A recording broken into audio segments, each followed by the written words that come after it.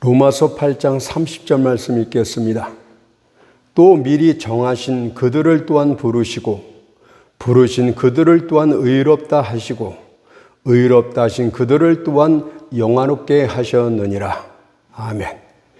네, 오늘은 본문 말씀을 통하여 성령과 선택, 예정, 부르심이란 제목으로 하나님의 말씀을 살펴보도록 하겠습니다.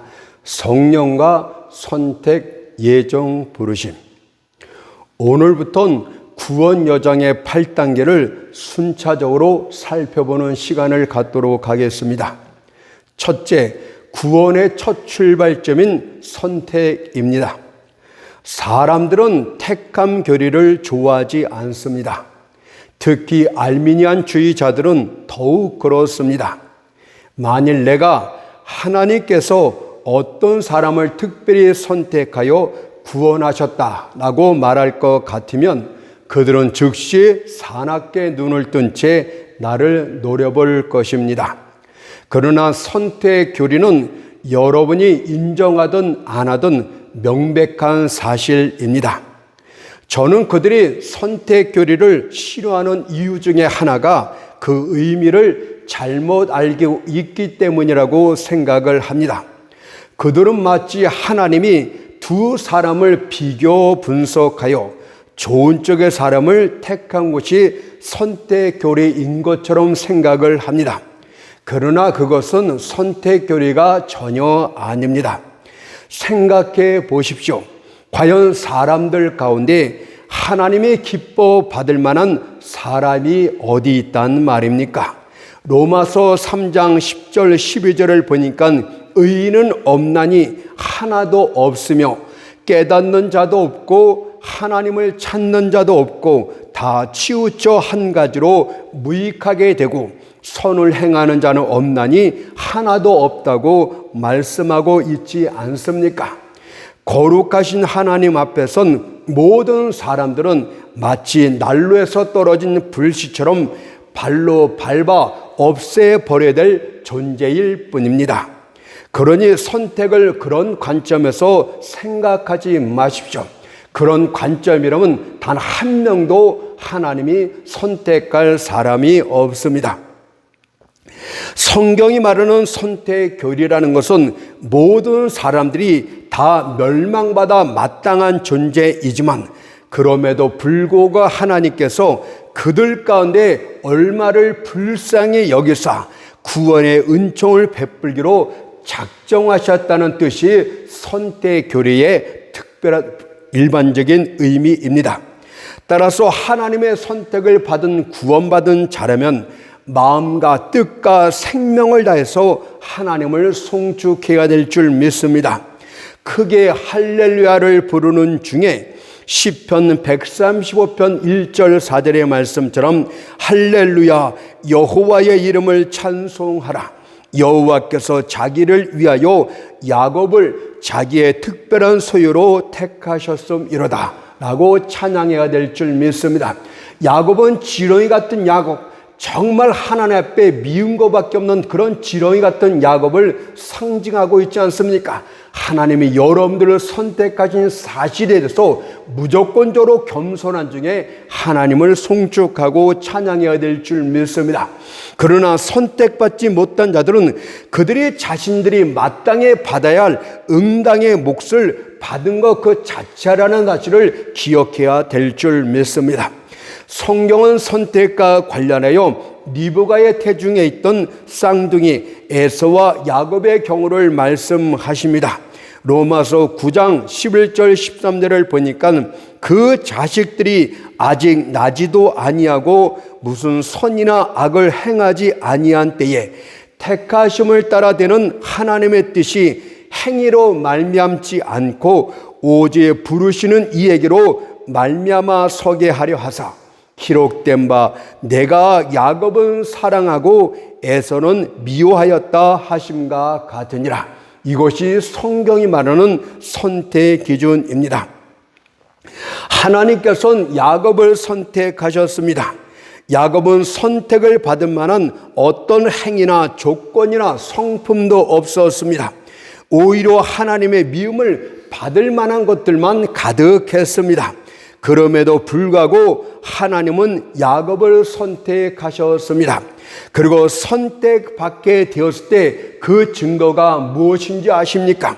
그의 삶 가운데 하나님의 은혜가 적극적으로 임함으로 말미암아 그를 구원에 이르게 하셨다는 것이 특징입니다. 따라서 구원받은 자들은 겸손히 머리를 숙이는 중에 고린전서 15장 10절의 말씀처럼 나의 나된 것은 하나님의 은혜로 된 것이니 라고 고백해야 될 줄 믿습니다. 야곱이 구원에 이른 것은 야곱이 먼저 하나님을 찾은 것도 아니에요. 하나님을 향해서 주여 나를 구원하여 주시옵소서 이렇게 한 것도 아닙니다. 하나님의 선택하신 다음에 일방적으로 끊임없는 은혜를 베푸심으로 말미암아 전적인 하나님의 은혜로 구원에까지 이르게 되었고 이스라엘이라는 이름을 갖게 되었다는 사실을 우리는 성경을 통해서 살펴볼 수가 있습니다. 실제로 하나님을 처음 만났던 베델에서부터 애굽에서 나이 많아 진이 다해 죽을 때까지 하나님의 특별한 은혜가 끊임없이 야곱에게 임했다는 사실을 말씀하고 있습니다. 그렇다면 이에 반해서 에서는 그의 삶 가운데서 하나님이 그를 구원으로 인도할 어떤 은혜도 나타나지 않은 것이 특징이 되겠습니다.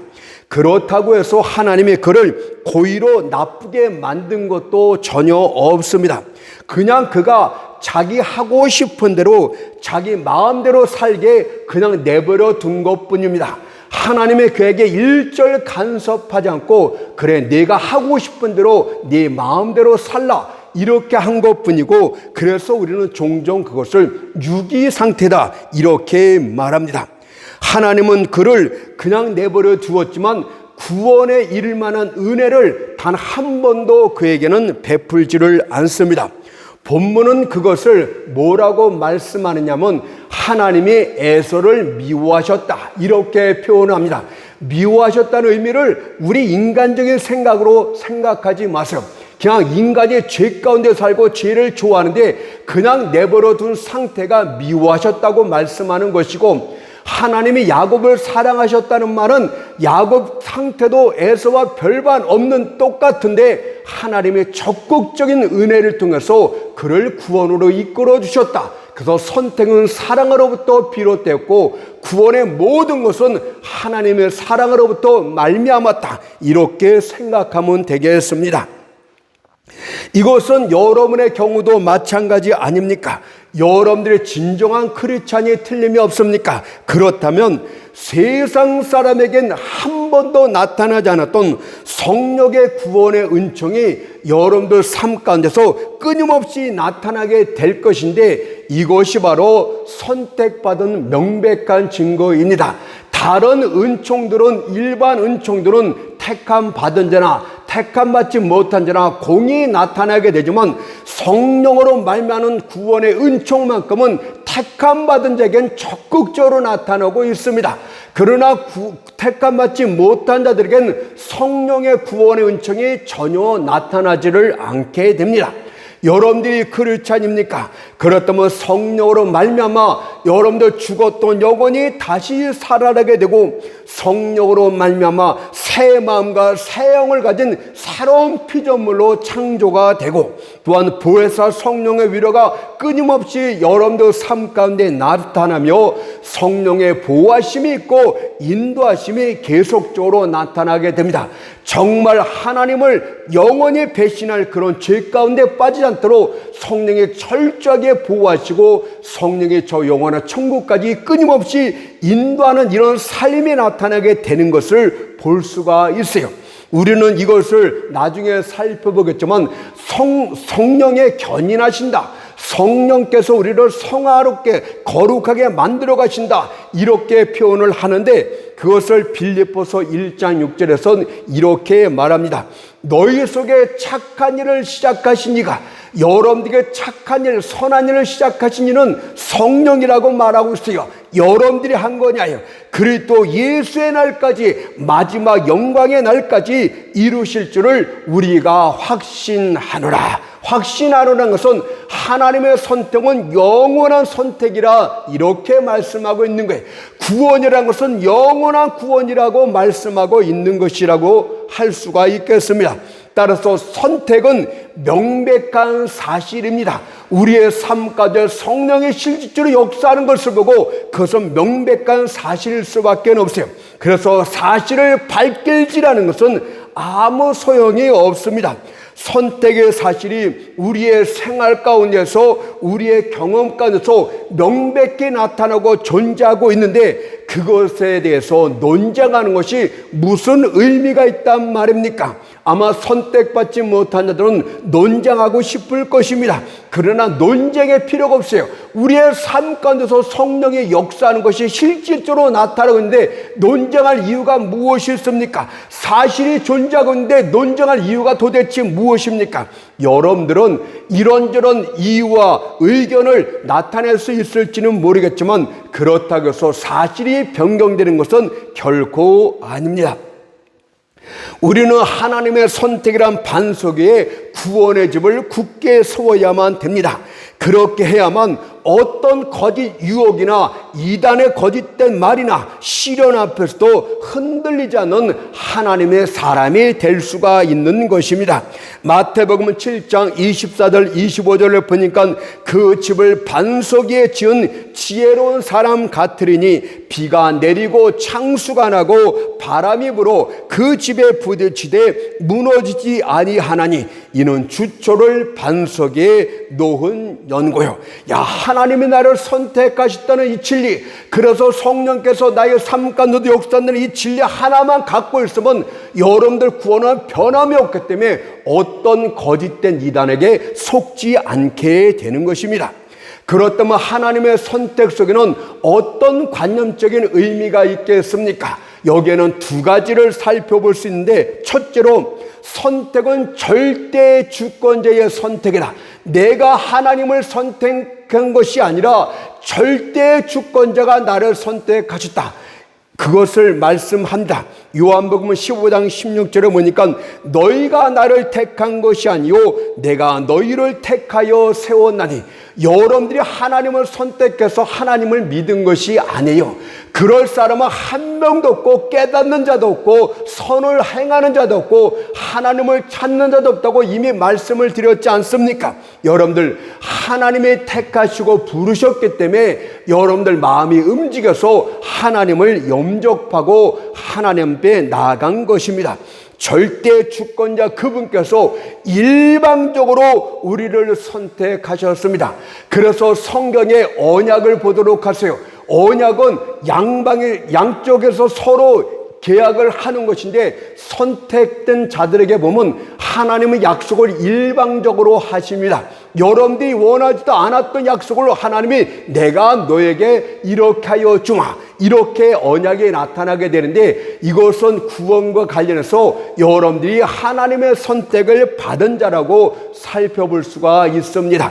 그러면 여러분들 선택한 여호와는 도대체 누구십니까? 그분은 첫째로 우주 만물을 지으신 창조주이십니다. 그분 홀로 창조주이시며 다른 모든 피조물들은 마치 토기장의 틀에서 나온 그릇처럼 그분으로부터 나왔다는 이야기입니다. 창조주가 자기 뜻대로 할 권한이 없겠습니까? 그것을 이사야 40장 25절에서 이렇게 말합니다. 너희는 눈을 높이 들어 누가 이 모든 것을 창조하였나 보라. 주께서는 수요대로 만상을 이끌어내시고 각각 그 이름을 부르시나니 그의 권세가 크고 그의 능력이 강함으로 하나도 빠짐이 없느니라고 그분 홀로 절대적 창조주심을 말씀하고 있지 않습니까? 창조주 하나님이 야곱을 선택하셨대요. 창조주 하나님이 여러분들을 선택하셨대요. 하나님이 모든 인생을 지으셨는데 그들이 모두가 사단의 속임수에 빠져 죄 가운데 빠지고 하나님 앞에 진노를 받을 만한 자식들이 되었는데, 그럼에도 불구하고 하나님의 또 한 번의 긍휼을 베푸시다 창조주 그분이 여러분들을 선택하셨다고 합니다. 또한 여호와는 지으신 모든 피조물들을 다스리시는 절대 통치자이십니다. 다니엘서 4장 35절을 보니까 하늘의 군사에게든지 땅의 거민에게든지 그는 자기 뜻대로 행하시나니 그분은 자기의 기쁘신 뜻대로 모든 것을 행하실 수 있는 절대적인 절대 주권자입니다. 그런데 누가 감히 그분의 주권적인 선택에 대하여 이렇다 저렇다 말할 수가 있겠습니까? 만일 어떤 이가 그분의 주권적인 선택에 대해서 이의를 제기할 것 같으면 그분께서는 이렇게 말씀하실 따름입니다. 로마서 9장 20절 21절 말씀을 보니까 이 사람이란 말 자체가 너는 내가 만든 피조물이 아니냐, 너는 내가 만든 모든 그릇 중에 하나에 불과하지 않느냐, 이렇게 말씀하는 게, 네가 감히 피조물의 창조주에게 실문하느냐 말씀하세요. 이 사람아, 네가 누구에 감히 하나님을 실문하느냐. 사람과 하나님을 빗대어서 말씀하지 않습니까? 지음받은 물건이 지은 자에게 어찌 나를 이같이 만들었느냐 말하겠느냐. 토교장이가 진흙 한 덩이로 하나는 귀 쓸 그릇을 하나는 천이 쓸 그릇을 만드는 권위 없느냐. 사단은 하나님의 선택에서 분통을 터뜨렸습니다. 어찌하여 금그릇인 자신은 버리고 질그릇인 인간들을 구원키로 선택하였단 말이냐. 어찌하여 빛난 존재인 천사들은 버리고 벌레 같은 인간들을 선택했단 말이냐며 크게 분개를 냈습니다. 스가랴 3장에 그것이 나타납니다. 여호와 보좌 앞에 하나님의 사자들이 섰고 사단도 섰는데, 사단이 더러운 옷을 입은 대제사장 여호수아를 하나님 앞에서 비난하고 참소를 합니다. 스가랴 3장 3절에 더러운 옷을 입었다는 의미는 무엇입니까? 하나님의 의의 옷을 입지 않은 인간의 더러운 모습, 죄와 허물로 얼룩진 인간의 모습을 상징적으로 보여주고 있지 않습니까? 그런데 절대 주권자 여호와 하나님께서 사단을 크게 책망하시는데 그때 바로 선택에 대해서 말씀을 하십니다. 스가랴 3장 2절을 보니까 사단아, 여호와가 너를 책망하노라. 예루살렘을 택한 여호와가 너를 책망하노라. 사단아, 내가 무슨 이유로 무슨 권리로 내가 택한 자를 내가 책망할 수 있단 말이냐, 내가 비난할 수 있단 말이야, 이렇게 책망하고 있지 않습니까? 이 말씀이 무슨 뜻입니까? 나 여호와는 타락한 천사들이 아닌 타락한 인간들을 선택하여 구원키로 작정하였느니라. 사단아, 내가 할 수 있는 것을 모든 것을 다해보거라. 그러나 너는 나의 택한 자를 정죄할 수도 없고 넘어뜨릴 수도 없느니라. 나의 아들 예수가 구속의 피로써 그들을 완전케 할 것이고 성령이 그들 안에 거하면서 그들을 완전한 하나님의 사람으로 만들 것이다. 내가 할 수 있거든 한번 해보아라고 하나님이 말씀하신 것이, 사단이 이 말씀을 하나님의 말씀을 들었을 때 얼마나 고통스러웠겠습니까? 마치 뺨을 맞은 것처럼 심히 고통스러웠을 줄 믿습니다. 과연 누가 하나님의 택한 자를 송사할 수 있고 누가 감히 하나님의 택한 자를 정죄한단 말입니까? 로마서 8장 33, 34절이 그것 아닙니까? 누가 능히 하나님의 택하신 자들을 송사하리요? 의롭다 하신 이는 하나님이시니 하나님의 법정에서 의롭다고 말씀하셨어요. 누가 정죄하리요? 죽으실 뿐 아니라 다시 살아나신 이는 그리스도 예수시니 그는 하나님 우편에 계신 자요 우리를 위하여 간구하시는 자시니라. 하나님의 보좌 옆에서 우리 예수께서 하나님이여 내가 저 죄인을 위해서 나의 피를 흘렸나이다. 저의 죄값을 내가 다 지불하였나이다. 사단이 아무리 정죄한다 할지라도 우리 예수께서 그렇게 말할 때 우리 하나님께서는 예수 안에서 여러분들을 보신 중에 그래 그들은 의롭도다. 누가 그들을 감히 정죄할 수 있단 말이냐 라고 말씀하신다는 뜻입니다. 그렇다면 따라서 우리는 하나님의 선택에 대해서 감사하고 감사해야 될 줄 믿습니다. 그럼에도 불구하고 때때로 우리는 왜 하나님께서 나를 선택하셨을까? 나보다 더 도덕적이고 훌륭하고 성품이 좋은 사람이 많은데 왜 나 같은 죄인을 선택하셨을까라고 하면서 또 선택의 잘못된 의미를 생각하면서 또 잘못되게 가요. 다른 사람과 비교하면서 또 선택의 의미를 거기에 두려고 합니다. 여러분들, 하나님은 그 이유를 말씀하지 않습니다.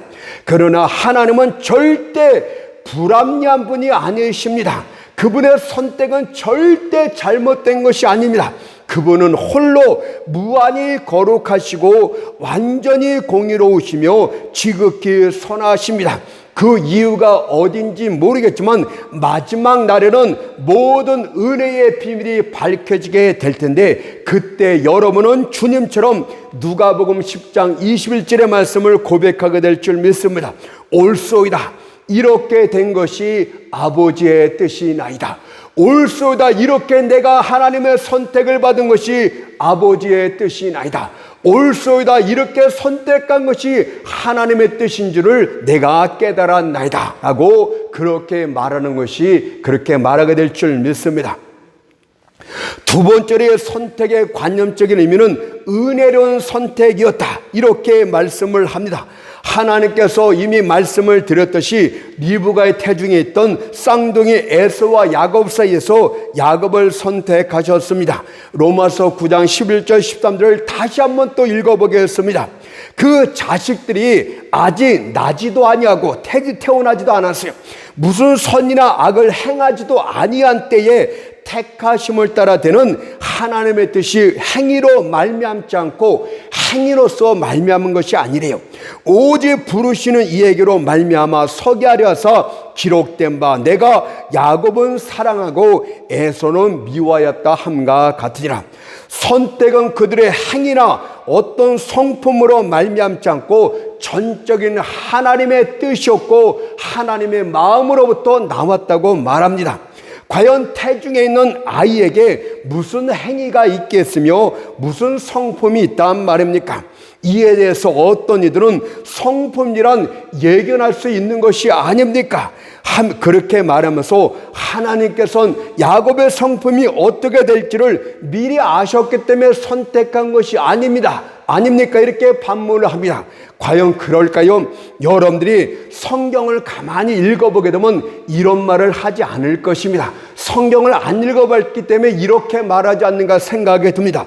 여러분들 성경을 보게 되면 야곱의 본래 성품이 얼마나 못됐는지를 살펴보게 됩니다.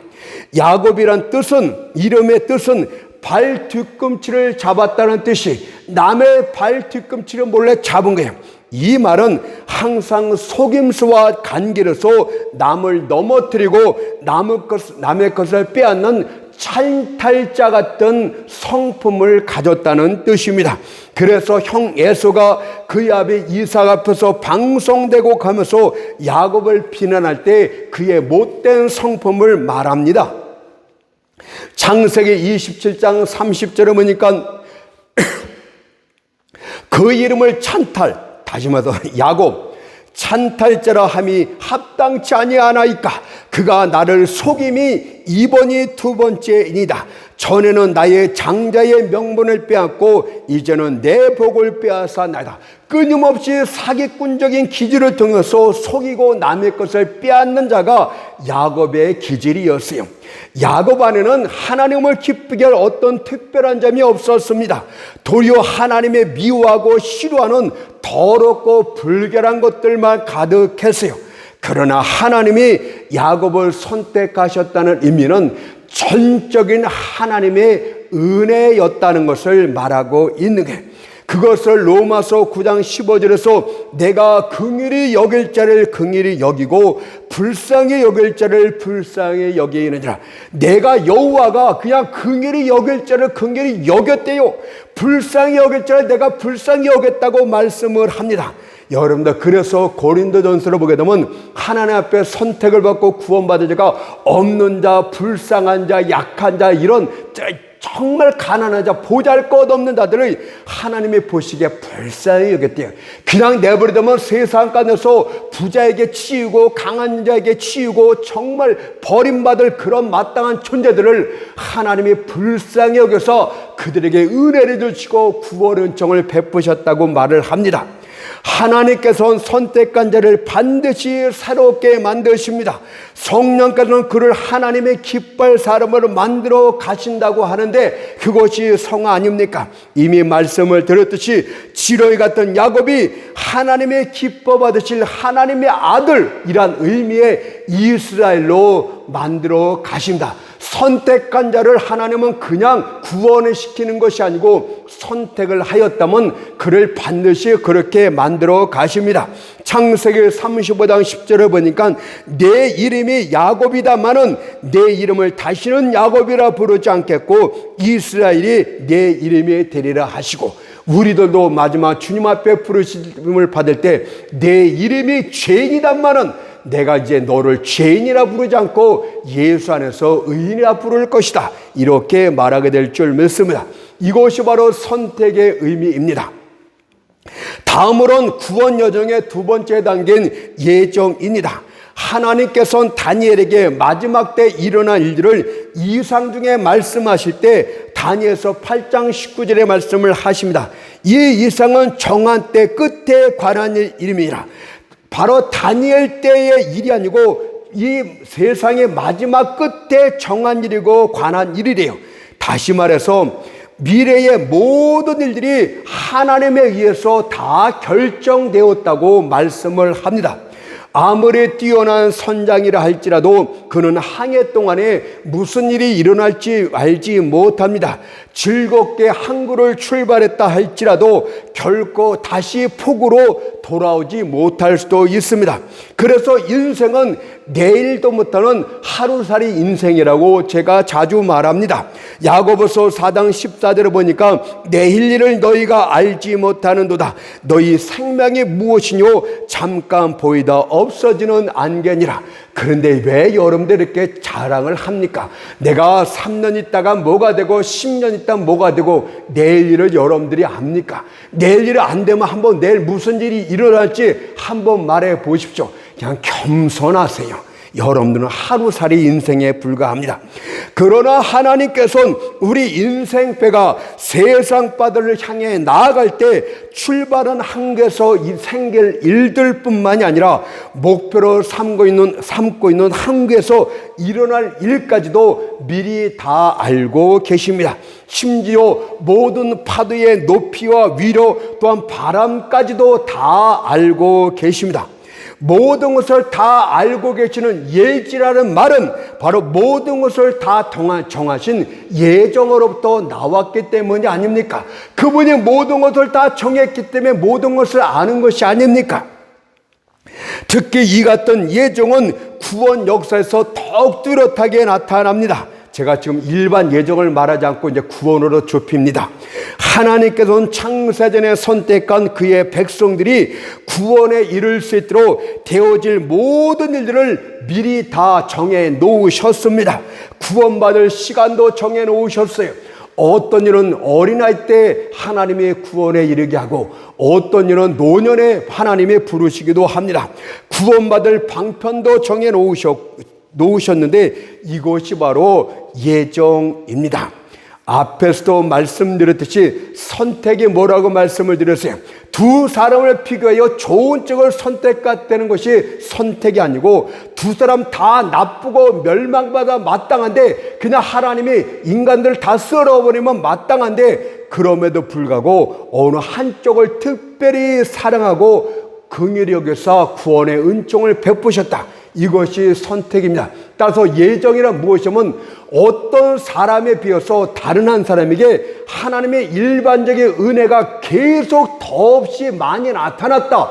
이것이 예정이라고 볼 수가 있겠습니다. 구원과 관련해서 우리가 하나님 앞에 선택받은 사람이면 예정에 그에게 많은 은혜들을 이미 다 예정하여 놓았다고 말할 수가 있는 거예요. 그러나 다른 쪽은 구원과 관련해서 그냥 내버려 두었다.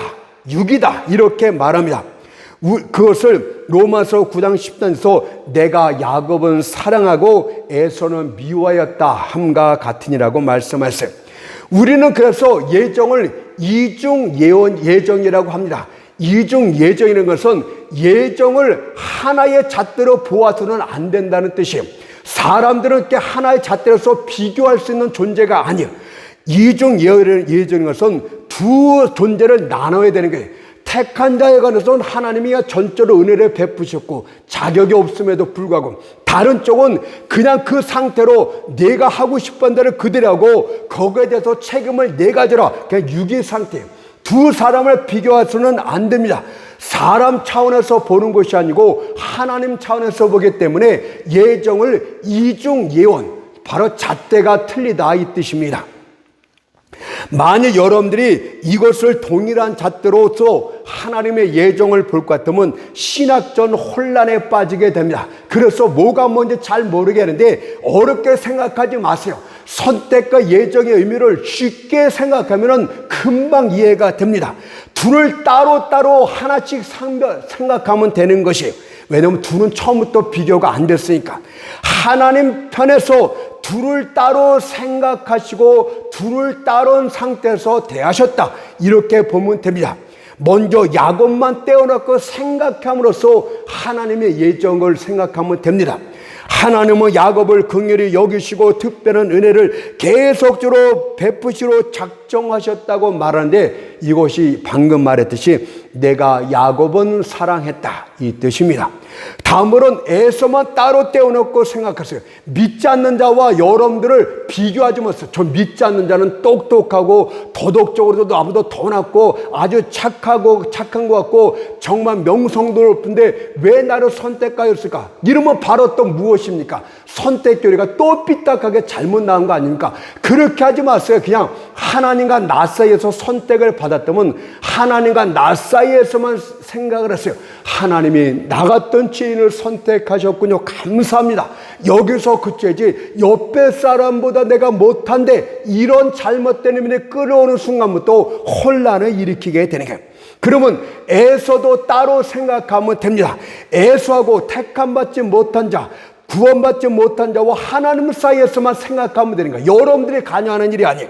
하나님은 그를 그냥 하고 싶은 대로 그냥 내버려 두었어요. 죄에 대한 모든 책임은 그래서 그 자신이 지어야만 됩니다. 그러면 어떻습니까? 지옥에 들어가는 것은 자기 자신이 스스로 들어가는 것이에요. 하나님의 들어가라고 말씀하신 것이 아니고 자기 스스로 죄 짓고 하나님 하지 말라고 말씀하시지만 강권적으로 적극적으로는 간섭을 안 하신다. 하지 말라고 타이르긴 하지만 그들은 지옥에 자기 스스로 들어가는 것입니다. 그래서 그것을 유기라고 하고 로마서 9장 10절에서 내가 에서는 미워하였다 이 말이 듭니다. 자, 그러면 이제 야곱의 삶 가운데서 하나님의 은혜가 얼마나 적극적으로 나타났는가를 살펴봐야 됩니다. 여러분, 예정 받은 사람들은 하나님의 은혜가 그냥 살짝 나타나지 않아요. 하나님의 은혜가 아주 적극적으로 나타나야만 우리가 구원에 이르고 점점 거룩하며 삶을 살게 됩니다. 여러분, 얼마나 하나님의 은혜가 감사합니까? 살짝 나타나선 절대 하나님 앞에 오는 사람이 하나도 없어요. 그의 삶 전체에서 일시적으로만 나타나도 안 됩니다. 계속적으로 적극적으로 나타나야 되는 거예요. 야곱에 있는 모든 것들은 또 말씀드릴게요. 하나님의 미워하는 것들 뿐이었습니다. 그러나 하나님께서 야곱을 사랑하시고 그를 선택하여 구원하기로 작정을 하셨습니다. 야곱의 못된 성품은 베델에서 하나님을 만났을 때도 여전히 없이 나타납니다. 야곱이 하나님을 만났을 때를 보세요. 환상 중에 하늘까지 닿는 하늘 사닥다리를 보고 그 사닥다리 위를 천사들이 오르락 내리락 하는 것도 보고 또 하늘 꼭대기에 한 보좌 가운데 앉아 계신 하나님도 봅니다. 그때 그가 크게 놀란 나머지 이런 고백을 합니다. 창세기 28장 17절에 보니까 두렵도다 이곳이요 다른 것이 아니라 이는 하나님의 전이요 이는 하늘의 문이로다. 하나님의 살아계심을 그가 처음으로 느끼게 됩니다. 여러분도 중생할 때 죽었던 영혼이 살아날 때 처음으로 느끼는 것이 무엇입니까? 아, 하나님이 살아계셨구나. 창조주 절대 주권자가 살아서 역사하고 있구나를 처음으로 느끼게 돼요. 뿐만 아니라 하나님께서는 이런 야곱에게 일방적인 은혜의 약속을 주십니다. 창세기 28장 15절을 보니까 내가 너와 함께 있어 네가 어디로 가든지 지키며 너를 이끌어 이리로 돌아오게 할지라 내가 네게 허락한 것을 다 이루기까지 너를 떠나지 아니하리라. 히브리서에도 나오지 않습니까? 하나님이 선택한 자는 구원이 완전히 끝날 때까지 떠나지도 않고 버리지도 않아요. 내가 내게 허락한 것을 다 이루기까지, 이 말이 구원을 위한 모든 예정된 은혜를 다 부을 때까지 너와 함께하고 너를 떠나지도 않고 버리지도 않겠다, 이 뜻입니다. 따라서 야곱은 환상 중에 만난 하나님을 만난 감격과 하나님의 약속과 모든 은혜에 기뻐하며 즐거움이 마땅했습니다. 하나님이시여 나 같은 죄인을 만나주시기에 지극히 이 땅까지 허리를 낮춰주시고 또 한없는 은혜를 베푸시겠다고 약속하셨으니 이제부터 당신은 나의 영원한 하나님이 되시나이다 라고 고백해야 되는 거 아닙니까? 근데 우리들이 그렇지 못해요. 야곱이 그렇게 하지 않았어요. 야곱의 못된 성품이 또 나타납니다. 교만 중에 하나님 앞에 거꾸로 제안을 합니다. 이 제안을 하나님이 받아주시면 그때부터 하나님이 나의 하나님이 되겠다고 아주 교만하게 오만방자하게 말을 짓걸기 시작합니다. 바로 내 자신을 말하는 것 같아요. 창세기 28장 20절 21절 말씀 보니까 하나님의 나와 함께 계시다 내가 가는 이 길에서 나를 지키시고 먹을 양식과 입을 옷을 주사 나로 편안히 아비 집으로 돌아오게 하시면 여호와께서 나의 하나님이 되실 것이요 하나님의 만일 정말 하나님의 나의 하나님이 되시려면 내가 생활 가운데도 먹을 옷 입을 옷 그런 거 다 주시고 나를 편안하게 지키고 다 그렇게 해줘야만 하나님이 나의 하나님이 됩니다. 역제안하지 않습니까? 얼마나 대단한 야곱인지 몰라요. 그런데 하나님은 이런 건방진 야곱을 그냥 긍휼로 대하십니다. 선택과 야곱을 구원하기 위해서 그의 삶 가운데서 교만하고 건방지고 속임수만한 이 사기꾼에게 예정된 은혜를 계속적으로 부어주십니다. 제가 간략하게 창세기에 나온 것만 짧게 말할게요.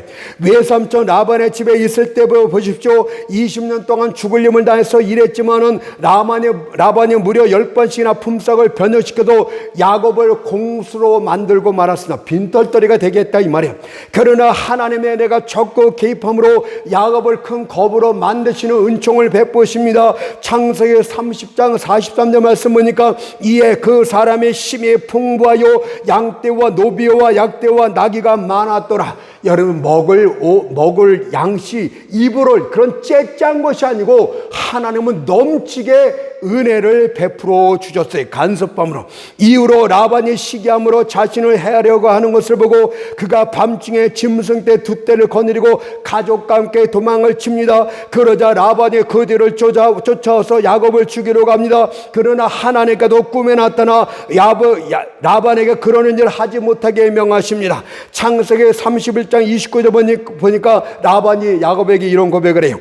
너를 해할 만한 능력이 내 손에 있으나 너희 아버지 하나님이 어젯밤에 내게 말씀하시기를 너는 삼가 야곱에게 선악과 말하지 말라 하셨느니라. 너는 야곱에게 선악과 말하지 말라. 내가 선하다고 말했고 내가 의롭다고 칭했기 때문에 너는 말할 자격도 없느니라, 이 뜻이에요. 네가 감히 내가 택한 자를 네 마음대로 건드릴 수 있느냐? 그렇게 할 수 없느니라. 생사복에 내 손에 있는 것이니 네가 함부로 까불지 말라, 이 뜻 아닙니까? 또한 야곱이 세겜에 머물 때 그의 아들들이 세겜에서 살인 행위를 저지르게 됩니다. 그로 인하여 세겜 족속에게 몰살당할 위기에 놓였을 때도 하나님의 은혜가 나타나 그들이 세겜 땅을 무사히 떠날 수 있도록 하나님이 적극적으로 보호하십니다. 창세기 35장 5절 보니까 그들이 발행하였으나 하나님이 그 사명 고울들로 두려워하게 하신 거로 하나님의 아들들로 추격하는 자가 없었더라. 여러분들, 제가 이것은 여러분들의 모델이 아니에요. 절대 모델이 아니에요. 흉악한 강도를 보세요. 그가 마지막 순간까지 계속 못된 짓 말하고 강도짓 사로짓 다 하다 주님이 십자가 못 박았는데 한편에 한편에 그 십자가에 죽습니다. 근데 마지막 순간까지 하나님의 그를 선택했기 때문에 살려주신 게 마지막 순간에 하나님 예수를 영접하게 만들고 그의 생명을 거두십니다. 이것이 바로 선택의 은혜예요. 끝까지 그가 구원에 이를 수 있도록 그때까지 생명을 조금씩 계속 연장시키는 모습을 볼 수가 있어요. 뿐만 아니라 야곱이 거하는 땅에 기근이 임할 것을 하나님이 미리 하시고 그 아들 요셉을 애굽에 보내어 그것을 국무총리가 되게 한 후에 야곱 전 가족을 애굽의 고센 땅으로 이끌어서 그곳서 편안하게 곡물을 공급받게 만드십니다. 심지어 야곱으로 하여금 애굽 왕 바로를 축복하게 하는 엄청난 은혜의 사람으로 만들어 가셨습니다. 창세기 47장 10절에 보니까 야곱이 바로에게 축복하고 그 앞에서 나오니라. 야곱이 거지 같은 몰골하고 있다면 그 애굽 왕 바로가 축복을 받겠습니까? 예? 야곱의 모습 보니까 범상하지 않냐고 그 속임수 많은 그 사기꾼 같은 그 야곱이 하나님의 은혜로서 매도 맞고 험악한 세월도 살고 하면서 그가 은혜로서 변화되고 정말 범상치 않은 하나님의 사람처럼 보였기 때문에 그 큰 제국의 애굽 왕 바로도 그 앞에서 축복 기도를 받게 됩니다. 진실로 지령 같은 야곱이 하나님의 자녀 이스라엘 될 수 있도록 예정된 은혜가 부어졌어요. 따라서 야곱이 마지막 숨을 거둘 때 사람들은 그를 향해서 하나님이 야곱을 사랑하셨다 이렇게 말하게 될 줄 믿습니다. 저 성도는 진실로 하나님이 사랑하셨나 보다. 저의 삶을 가만히 살펴보니 하나님이 그를 적극적으로 사랑했던 자가 틀림이 없도다. 세상 사람들도 그렇게 말하게 된다는 뜻입니다. 자, 이번에는 그러면 바꿔서 에서의 경우를 살펴보세요. 에서의 삶을 보게 되면 하나님이 에서를 미워하셨다 이렇게 말합니다. 미워하셨다는 말은 하나님의 의도적으로 그를 나쁘게 만들고 죄짓게 만들었다는 뜻이 아니라 야곱처럼 구원에 이르는 은혜를 베풀지 아니하셨다 이렇게 말합니다. 공의로서 그냥 대하셨다는 뜻이고 우리 야곱 하나님의 자녀들은 은혜로서 대하셨다 이렇게 말하면 되는 거예요. 하나님의 택감 받지 못한다면 하나님이 거룩하신 성품대로 공의로서 대하신 거고 우리는 사랑으로 은혜로 대우신 것이에요. 그러나 우리가 사랑으로만 대하게 되면 하나님은 불합리한 분이 됩니다. 공의는 재판관이 될 수가 없어요.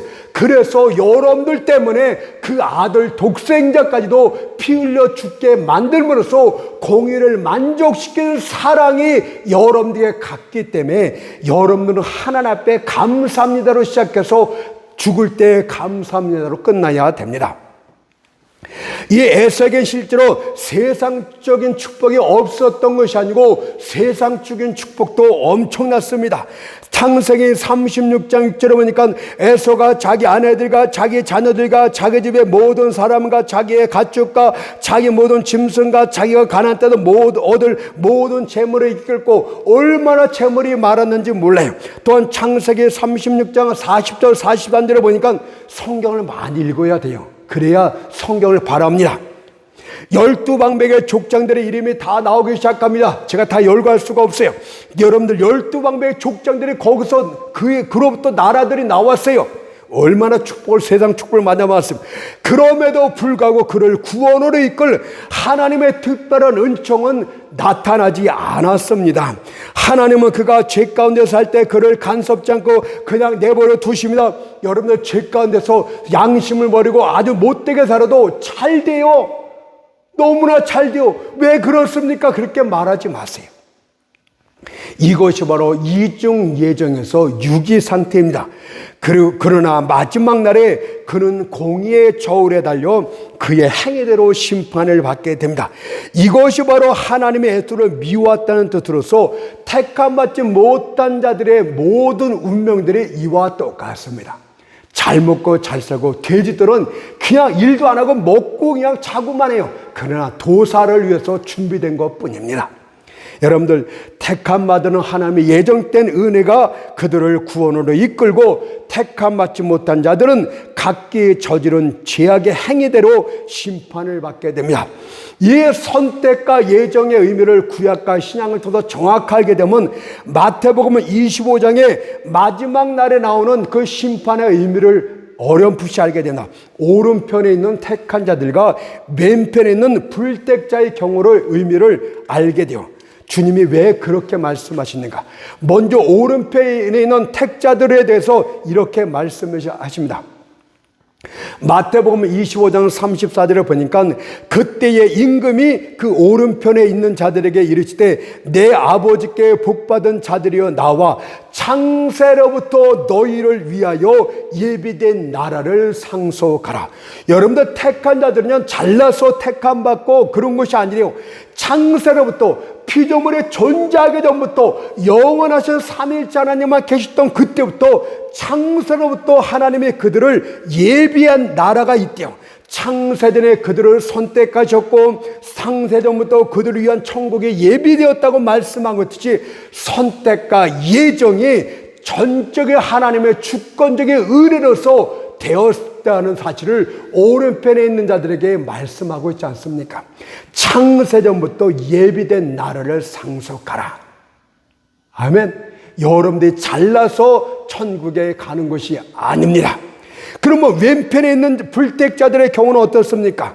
마태복음 25장 41절 말씀을 보니까 왼편에 있는 자들에게 이르시되 저주를 받은 자들아 나를 떠나 마귀와 그 사자들을 위하여 예비된 영영한 불에 들어가라. 여기 영영한 불, 지옥은 누구를 위한 것이었습니까? 원래 마귀와 그의 사자들, 마귀와 그를 따르는 천사들이, 여기에 사자들 복수해가 나와요. 그러니까 귀신들이 죽었던, 믿지 않는 영혼들이 죽어갖고 그렇게 했다는 세상적인 그런 헬라 문화에서 나온 그런 것들을 얘기하지 말고 성경에 마귀와 그의 사자들, 사단과 그 타락한 천사들을 말씀하고 있지 않습니까? 예비된 영영한 불에 들어가라. 무슨 뜻입니까? 영영한, 예비된 영영한 불은 본래 마귀와 사단에서 준비된 지옥이었습니다. 그런데 택감받지 못한 자들이 스스로 거기에 들어갔다는 뜻이, 하나님의 은혜가 없이는 그들 스스로 할 수 있는 방법은 지옥에 자기 발로 들어가는 것 이외에는 아무것도 없습니다. 자기 행위대로 스스로 파멸을 선택했다는 뜻 아닙니까? 결국 지옥에 들어가는 것은 하나님의 그들을 그곳에 던졌다는 뜻이 아니라 자기의 죄에 따라서 각기 정죄를 받은 결과입니다. 아멘. 그러니 여러분들, 성경을 보면 왜 하나님이 나를 버리셨겠다? 버린 것도 아니고 여러분들 하는 대로 그냥 하고 싶은 대로 했던 것이 죄가 쌓이고 쌓여서 하나님이 원치 않았던 지옥에, 그 지옥은 마귀와 그의 사자들 위해서 예비된 것인데 거기를 너희들이 먼저 스스로 들어갔다, 이 뜻입니다. 자, 세 번째, 구원 여정의 세 번째 단계입니다. 이런 구원 여정을 잘 알아야만 여러분들 신앙적으로 교리가 바로 서기도 합니다. 성령 세미나가 얼마나 중요한가 잘 살펴봐야 될 줄 묻습니다. 이게 다 끝나면은 아마 성경이 다 보일 거예요. 어딜 봐도 이게 이래서 이런 말이 나왔구나, 이래서 말씀하셨구나. 그래서 성경이 구원에 관한 책에, 구원 관련해서 전체적으로 성령 세미나에서 알게 되면 성경이 너무나 재밌어요. 세 번째 단계, 부르심이다. 부르심에는 외적 부르심과 내적 부르심이 있어요. 외적 부르심은 그냥 일반적인 부르심이라고도 말하는데 많은 사람들이 복음을 듣고 청함도 받습니다. 그러나 얼마든지 그들이 거절할 수 있는 부르심이다. 교회 나옵시오. 싫어. 나는 얼마나 내가 바쁜 사람인데 내가 주일날 하루에 몇백만 원을 벌어. 내가 교회 나갈 그런 시간이 없어. 거절할 수 있어요. 그것을 마태복음 22장 14절에 보니까 청함을 받은, 하나님은 다 청해서 청함을 받은 자는 많되 택함을 입은 자는 적으니라. 주님 앞에 돌아오는 자는 적다 이 말이에요. 청함을 받은 자는 많아요. 청함과 택함이 분명히 다릅니다. 그러나 구원에 이르게 하는 부르심은 외적 부르심이 내적 부르심으로, 유효적인 부르심으로 반드시 이어지게 됩니다. 이것이 바로 여러분들을 구세주로 이끄는 개인적인 부르심이에요. 하나님의 내적 부르심은 개인적인 부르심이 됩니다. 어떤 설교를 듣게 됩니다. 그때 여러분들은 하나님께서 설교를 통해서 지금 내게만 말씀하고 있구나, 나를 지금 나오라고 말씀하고 있구나, 그런 것들을 마음에 그냥 망치로 맞듯이 쿵쾅쿵쾅 하면서 듣게 돼요. 저 설교는 하나님이 나를 위해서만 준비한 것 같아. 저 설교는 내 아이에 대해서 말하는 것 같아. 저 설교는 나를 부르는 것 같아. 내가 못 견디겠어. 이것이 무엇이면 하나님의 개인적으로 부르십니다. 내적으로. 다른 사람은 그렇게 느끼지 않아요. 여러분만 느끼고 있는 거예요. 설교가 나를 지목해서 부르는 것 같은 강력한 느낌을 받게 됩니다. 이처럼 성령의 부르심은 설교를 듣는 모든 무리들에게 한꺼번에 주어지는 것이 아니라 설교를 듣는데 어떤 사람에게 유독 그에게만 들려오기 시작을 합니다. 그것이 바로 개인적인 부르심이에요. 마치 성령께서 사랑의 화살을 그의 심장가에 꽂는 것처럼 느껴지게 돼요. 그때 여러분들은 주여 내가 당신께 가겠나이다. 나는 당신이 나를 부르시는 것을 나는 느낄 수 있나이다 라고 고백을 하게 됩니다. 그리고 이런 개인적 부르심은 상당히 급한 부르심으로 다급함으로 다가오게 되는 특징을 갖습니다. 오늘 이 시간을 넘기면 다시는 이런 일이 없을 것 같은 강력한 느낌의 부르심으로 다가오게 됩니다.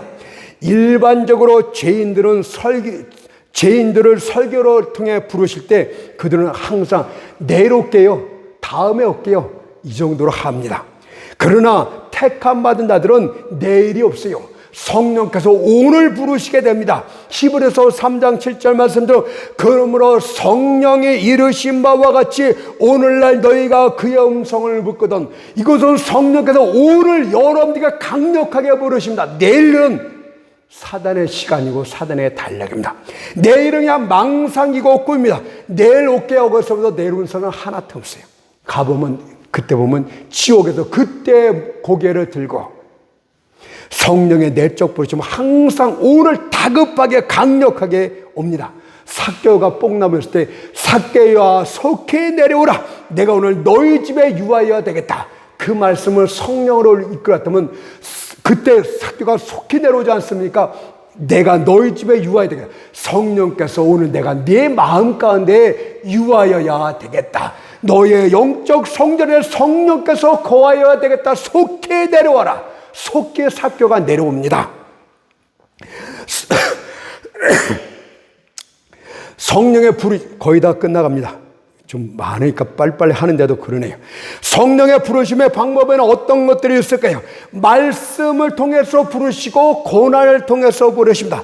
첫 번째로 대부분의 경우는 말씀 전파를 통해서 택자들을 부르십니다. 이를 위해서 성령께서는 말씀 사역자들과 함께 동역하게 되는 거예요. 말씀 사역자들 위해 그 말씀의 권능으로 나타나서 그런 택한 자들을 부르시게 됩니다.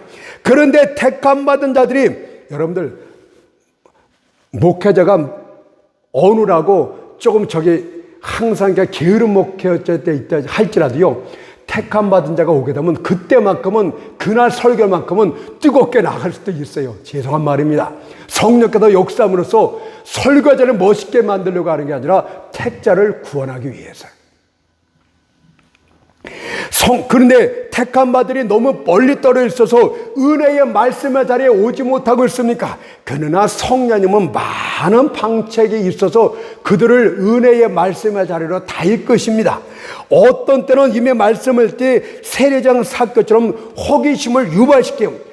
이 삭개오는 예수에도 관심인데 예수께서 기적을 일으키고 여러분들 기사를 일으키고 또한 좋은 일 했다는 소문을 듣고서 호기심이 막 유발시켜서 그 나이 많은 삭개오가 어린애들처럼 뽕나무 위에 올라서 예수님의 지나가서를 보고 싶을 대로 호기심이 강력해서 야, 내가 저 집회 한번 나가고 싶은데 오늘 유튜브로 보시는 분들, 오늘 성령 때문에 없어 저기 한번 참석하고 싶은데 오면 되는 거예요. 그 체면불구하고 거기에 뽕나무에 올라갔습니다. 그때 예수께서 그를 보시고 그곳에 이르사 우러러 보시고 이르시되 삭개오야 속히 내려오라. 급하게 부르시는 거 아닙니까? 내가 오늘 네 집에 유하였다 하겠다 하니 오늘 내가 네 안에 성령 나의 영으로 네 안에 거하여야 되겠다 이 말 아닙니까? 하나님이 이처럼 호기심을 유발시켜서 사람들을 말씀의 자리로 부르기도 합니다. 또는 친구의 권유를 받아서 오기도 합니다. 내가 다른 사람 못 믿지만 내 진실된 친구의 말은 철떡같이 믿는 자들에겐 친구가 야 우리 한번 교회 나가보자 그러면 마주 못해서 거절 못해서 나왔다가 말씀을 통해서 하나님의 부르심을 받기도 합니다. 어떤 경우는 설교자의 말을 꼬투리 잡고 비난하게 해서 옵니다. 저 설교자가 우리 마누라를 교회로 꼬셔서 내가 이번에 교회 참석해서 한번 어떤가 들어보고 한번 혼내줘야지. 근데 그날 말씀을 듣고서 오히려 거꾸로지고 하나님의 부르심을 받게도 됩니다. 말씀의 자리에 오로 부르는 방법이 허다하게 많잖아요. 두 번째 부르심은 고난입니다. 먼저 질병이 있습니다. 그들은 건강할 때는 의미 없이 시간을 보냅니다. 잘 먹고 잘 입고 그냥 의미 없이 시간을 보내요. 그러나 병신은 그들에게 묵상할 수 있는 시간과 동기를 부여합니다. 갑자기 끔찍한 병에 걸려서 암에 걸리고 끔찍한 병에 걸려서 불치병에 걸리되면 고통과 낙담으로 침대에서 이리저리 뒹구는 영혼들을 여러분들 보지 못했습니까? 그때 그들은 질병으로 인하여 연약해질 대로 연약해지고 교만했던 영혼들은 깨어지고 여러분 병중에 있는 자들을 병문안 가게 되면 얼마나 교만이 깨졌는데 겸손한지 알 수가 없어요. 나만 구원해 주면 하나님께 자비를 베풀어 달라고 기도하지 않습니까? 만약 여러분이 고난이 없이 하나님께 오지 않는다면 이처럼 그분께서는 여러분들을 실어 나를 수 있는 환자용 침대를 보냄으로써 여러분들을 부르시기도 합니다. 또한 손실이란 고난도 하나님의 부르심의 한 방법이 됩니다. 재산이 늘어나면 많은 이들이 머리를 지나치게 높이 세우고 지나치게 거만하게 말들을 합니다. 그들은 다윗처럼 내 산은 경고하며 영원토록 요동치 아니라고 자랑합니다. 여러분들 우리가 아프면요 이제 보통 재산은요 한순간에도 다 날아갈 수 있어요. 그러나 만약 그들이 택함 받은 자들이면 그들을 위한 예비된 회초리가 있다는 것을 믿으세요. 잠시 후면은 그들의 재물이 한낮 꿈처럼 점점 사라지는 것을 보게 될 것입니다. 그의 재산의 한 부분이 사라집니다. 그의 농가 밭과 땅에 빠르게 임자를 바꿉니다. 사업의 한 부분이 없어집니다. 이익도 주지를 못합니다. 저 멀리에는 빛이 늘어나고 있습니다. 저쪽에는 부도토폐가 쌓여가고 있습니다. 그때 그들은 죽을 만큼 고민하기 시작하며 살려달라고 하나님께 호소하게 됩니다. 이처럼 사업상 손실들이 여러분들 예수께 이끄는 복된 밧줄 역할을 하기도 합니다. 사별이란 고난의 부르심도 있습니다. 사별은 우리 마음에 얼마나 날카로운 상처를 남겨두는지 몰라요. 많은 어머니들이 자식의 죽음으로 인하여 거룩한 삶에 대한 동기를 얻게 됩니다. 많은 남편들이 아내의 죽음으로 인하여 그리스도께 마음을 더욱 주게 되는 경우가 있습니다. 이처럼 우리를 떠났던 영혼들이 천사들처럼 우리에게 천국으로 오라고 손짓하는 경우도 나타납니다. 또한 마지막으로 깊은 우울감도 하나님의 부르심입니다. 우울증이 요새 많은데 이것도 하나님의 부르심의 한 방법이 됩니다. 그들은 항상 우울하지만 그 이유가 뚜렷하게 나타나지를 않아요. 그들에겐 밤하늘에 별도 없고 캄캄합니다. 태양도 한낮에 자기를 위해서는 비춰주지 않는 것 같습니다. 그들은 그래서 우울증을 자기 책임으로만 돌립니다. 그러나 심지어 우울증조차도 하나님의 부르심의 방법일 수 있다는 사실을 잊지 마십시오. 그때 여러분들 겸손히 이런 것들을 통해서 고난 중에 자신의 마음을 살피는 중에 욥기서 10장 2절의 말씀처럼 무슨 연고로 나로 더불어 쟁변하시는지 나로 알게 하옵소서라고 기도해야 될 줄 믿습니다. 다음 시간에는 구원 여정의 네 번째 단계부터 계속해서 살펴보도록 하겠습니다. 이상 마치겠습니다.